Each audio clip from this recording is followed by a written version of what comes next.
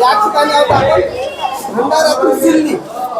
तर हे माननीय विज्ञान मंडळाचे अध्यक्ष साहेब आत्ताच यांची मुलाखत घेतली सर्व संबंधित अधिकाऱ्यांची. आणि हा जो कोंडस मुलगा दिसतोय आपल्याला, तर या मुलाचं अभिनंदन यासाठी करतोय, याचा डबल इंटरव्ह्यू घेतो मी, कारण याचा इंटरव्ह्यू खरडीला सुद्धा घेतला तालुक्यामध्ये. आता याची जिल्हा स्तरीय निवड झाली, परत याचं अभिनंदन. आणि मला असं वाटतं हा राज्य स्तरावर केंद्र स्तरावर जावा, कारण दूध म्हणजे जोडधंदा हा शेतकऱ्यांसाठी आवश्यक पडलेला आहे. आणि दुधावर असा उपाय सुचवलेला की म्हणजे तारीफ के काबिल. तर सांग बेटा, आता परत एकदा सांग तुझा प्रयत्न कसा करशील, म्हणजे लोकांना कसं दाखवणार? या प्रोजेक्ट मध्ये आता काय होतं, रात्रीच्या वेळेस जसं शेतकरी काय करतं, गाईचं दूध काढतं, तो दूध खराब नाही झाला पाहिजे. कारण की काय होतं, तिकडे फ्रीज नसतं ना शेतकऱ्यांकडे.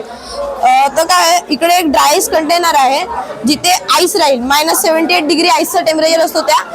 याच्यात आईस टाकली की काय होईल, याच्या जो हीट असते दुधाची जी हीट आहे, हा ड्राईस कंटेनर मधली जी आईस आहे ती एब्झॉर्ब करेल आणि कंडेन्सेशनच्या थ्रू बाहेर निघेल.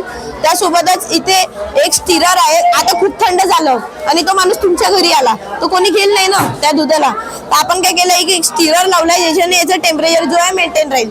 त्यासोबतच आपण काय केलंय, इथे एक लॅक्टोमीटर फिट केलाय. लॅक्टोमीटर याच्यासाठी, कारण की काय होईल, आता दुधात कोणी किती पाणी मिसळलंय ते समजून पडेल. इथे बघू शकता तुम्ही 26 to 32 नॉर्मल काव मिल्क, 28 to 34 बफेलो मिल्क आणि 26 च्या खाली असेल तर पाणी अडल्टरेट आहे हे समजतं.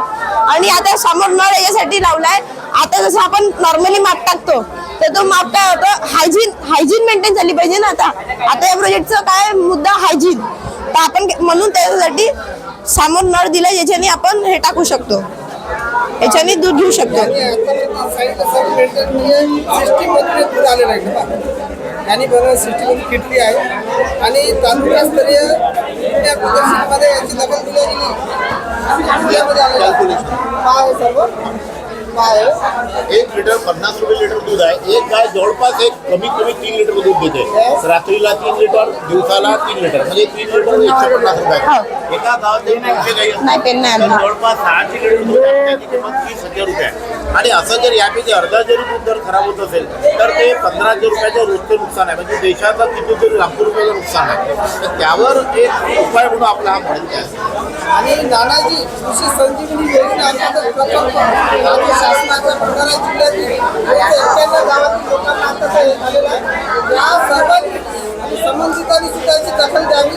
त्याच्यासाठी होंडा, बांबू, दूध, वृक्षकाम वगैरे वगैरे, तर त्या शेतकऱ्यांनी याची दखल द्यावी.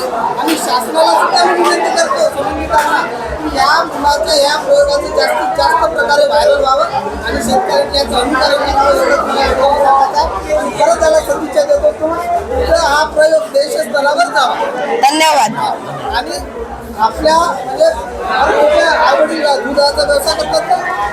नाही, म्हणजे आमच्याकडे आजी आहे माझी. रासवले साहेब त्यांचा नातू आहे हा शेतवाडीवाला. नाही, असं आमची शोधक वृत्ती हा ज्या वातावरणात आहे ना, तर यानं काहीतरी दुसरं बनवायला पाहिजे. पण या ग्रामीण भागावर आला, दुधावर आला, गाईवर आला, म्हशीवर आला, आपल्या संस्कृतीवर आला. परत त्याचं अभिनंदन.